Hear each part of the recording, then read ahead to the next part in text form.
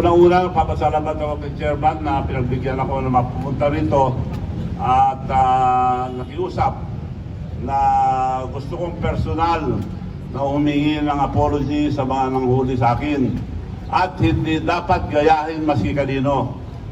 So, sinabi ko, magbabayad ako ng multa pero magbibigay ako ng incentive para sumipag ang mga nanguhuli. Pero mayroong batas na bawal, baka sabihin suhol. Well, anyway, magbibigay pa rin ako. May resibo naman. Bahala na kung ibigay sa mga nahuli o bigay ng uniforme or whatever tulong para sumipag ang ating mga enforcer. At nakikiusap din na po ako. Pag may gumamit ang pangalan ko, marami po gumagamit. Lalo na ngayon may artificial, ano ba yun? Intelligence. Ginagaya pati boses ko. So, pakihuli na rin yun, mga ganon. Pag gumamit ang pangalan, sigurado po hindi na po ako dadaan dyan sa bus lane. Nagkamali lang yung driver dahil wala naman pakod, nag-overtake doon. At wala akong pili, pinagalitan ko yung driver.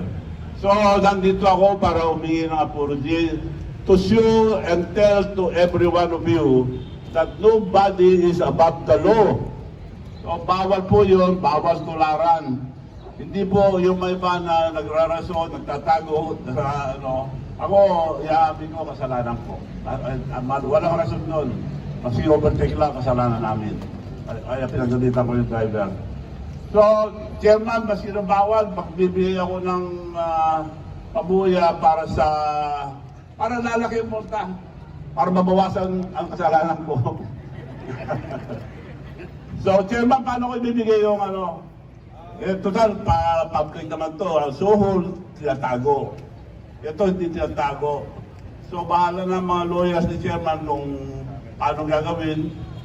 Re-receive ko Chairman, So sinabi ko, nakita niyo yung sinabi ko noon sa mga nag-interview, magbibigay ako ng 100,000 na premyo yung mga nahuli. Dahil isang linggo na at ilang araw na nangyari, dadagdag ako pa ng 200,000 ang bibigay ko.